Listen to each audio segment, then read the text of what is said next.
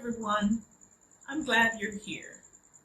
If you're listening to this or watching this, you might be running a business, leading a team, or on a simple spiritual journey. And sometimes it feels like the weight of the world is on your shoulders. It's tough, right? Today, I want to share 3 strategies that have helped me find moments of joy in the daily grind. These aren't just tips, they're changes that made a real difference in how I tackle my day and my mindset. So, if you're curious about turning those heavy days into something lighter, stick around.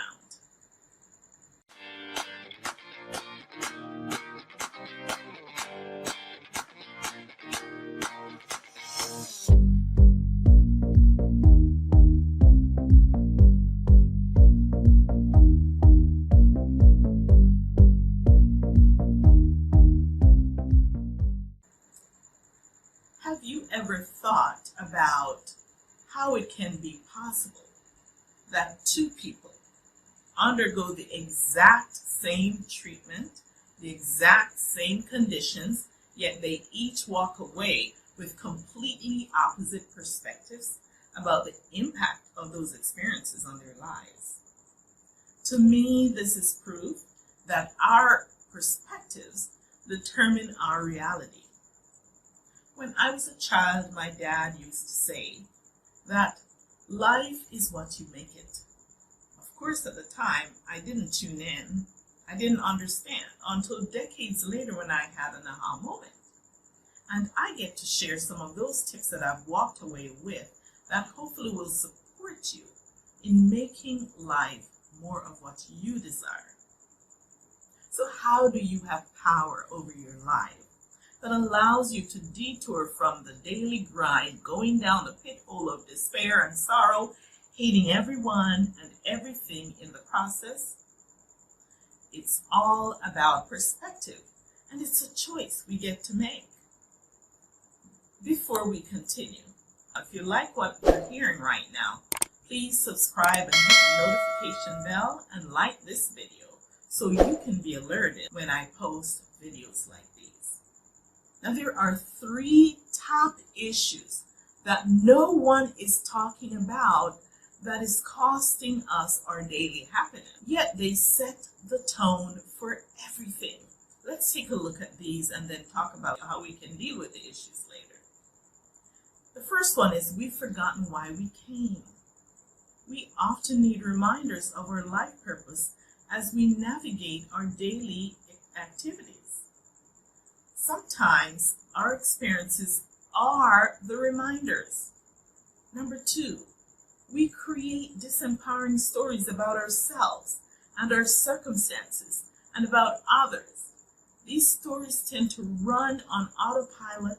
For some of us, our default is negative when it comes to most of our experiences in our lives. We view them as meant to beat us down or to take us out. And so we consciously or subconsciously operate our lives out of suspicion about ourselves, about others, our motives, their motives, completely missing the learning opportunities presented, and as a result, having to repeat them again and again. Number 3, we attribute incorrect meanings or interpretations to things we hear or conversations we have. At times, we do also become very adamant about our perspective, even in the face of receiving clarification. This relates to the previous issue, but it has a slightly different twist. Before we move on to tips for solutions, I really would love to hear which one of these you found to be most often in your experience. Let's have a conversation going. So now, how do we resolve these issues? We have forgotten why we came. Choosing to remember why we came takes the edge out of our experiences. It gives us focus and goals to work towards, while at the same time diminishing the impact of the flows when we look from this perspective. The other day, I was meditating and a message came through, creating an epiphany for me. The purpose of our life is to transcend. Whoa!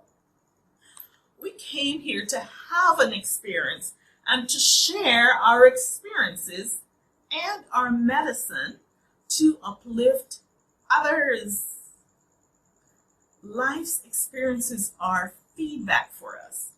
They signal what to pay attention to and to grow from. Every experience is a teaching and a learning moment. What we choose to learn from each determines whether or not we move past that experience or we get to repeat it again so we can finally move forward to the next level. We all have come to this planet because we haven't transcended all of our experiences. Some are real struggles, but every experience is intended for our good, though we may not believe it during those moments. In the process of transcending, we become wiser, stronger, and more resilient. We can look to an analogy to help us to make this point. The caterpillar. Coming out of its chrysalis, it's quite a struggle. Have you ever seen one? It looks immensely painful as it undergoes its struggles. But with each moment through the struggles, its wings become stronger and stronger, and at the final breakthrough, that caterpillar transforms into a tremendously beautiful butterfly, now having the ability to fly to new heights with greater freedom. Turns out the struggle is the key to their development. And while I personally do not truly believe that all of life is intended to be a struggle, I do agree that there are challenging moments, and they don't have to take us out. Shifting our perspectives to understanding why we go through these moments softens the blow. I really do have more to say about this struggle, which is often a spiritual phenomenon, because we're spirit beings, and all of our experiences are spiritual ones, whether we acknowledge it or believe it or not. Struggle can become a fixture in your life if you are ignoring the guidance of your spirit to fulfill on why you came here. I have seen spirits stir up some things in people's lives to get their attention. These people typically carry very powerful medicine that they ought to be sharing to help others, and the attempt is to get their attention so that they can have an experience. And life seems to be very challenging and extremely difficult. But you need to ask yourself, is there something to pay attention to? Is there some impression that I've been ignoring? If that is the case, you likely will not see any difference until you tune in and respond. The people in your lives, family members, friends, co-workers, your boss, your business associates, your spiritual community, many of those challenges that you bear are often reminders of the medicine you carry. These people are mostly helpers, not enemies, to alert you to remember why you came. Tune in to those experiences. What are they teaching me? Is this pointing to some shortfall that I need to overcome so I can effectively stand on my platform of power? Is there an experience that keeps reoccurring time after time for you? No matter who you're with or no matter where you are, it's happening. You owe it to yourself to dive within, to converse with your spirit, to discover if this holds a clue to the direction or the path you came here to serve with your medicine. My mentor used to say, if you're having consistent challenges in a particular area, it is evidence that you carry the medicine to alleviate whatever the challenges are that you bear. Remember why you came. Let your medicine help you with your challenges. Grow your butterfly wings and fly. Second thing is, we create disempowering stories. Reframe those stories that you've made up about yourself and others. They're mostly never true anyway, and they're likely ruining your experiences. Oh, you're not worthy. You're not likely having an experience because someone did something to you. Or the reason why some people are kind is not because they have ulterior motives. People aren't smiling because they're not trustworthy. I literally had someone direct those words at me a few years ago. I was dumbfounded. Fascinating, the stories we make up, isn't it? Well, since we're going to make up stories anyway, why not make up the ones that empower you instead? Ones that move you and your life in a favorable direction. Now, make no mistake about it. I'm not sitting here like someone on a throne doling out advice to anyone. Truth be told, I make up stories too about others' motives. And sometimes they're not empowering.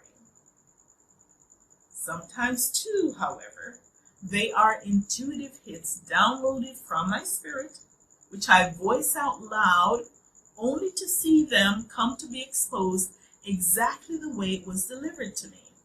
So, it's important to be able to decipher your spirit's guidance from your own made-up stories.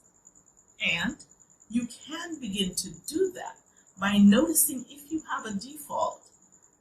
Do you have a default where every similar situation results in the same conclusion? For example, people may act a certain way, they may have a certain essence or tone. Do you immediately formulate ideas about who they are, who you think they are, and how they can negatively impact you? That's likely a story that you're allowing to run in your subconscious mind, and that needs to be addressed. Well, my made-up story, or my perception, is that every single experience that I encounter is only for my long-term good, and it benefits my purpose work, why I came. When I am having an experience, after assessing how I may have attracted it, I settle in the comfort of knowing that it is for my good, and I immediately start looking for the lessons.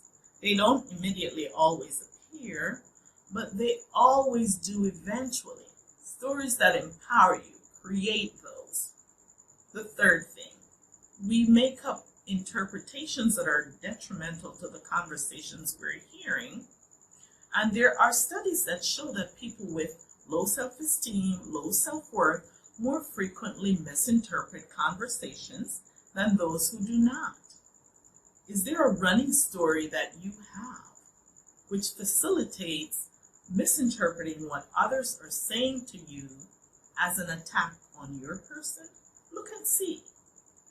When someone makes a statement, and if it's not clear, before you react, ask yourself if there's another way I can interpret this. If not, ask the person what they mean. Ask them, have them share. It's none of your business and mine to discredit anyone's interpretation of what they say. Once they say what it is, believe it. And don't justify your actions. Communication is not a precise language. It isn't. There are so many variations within the same cultures.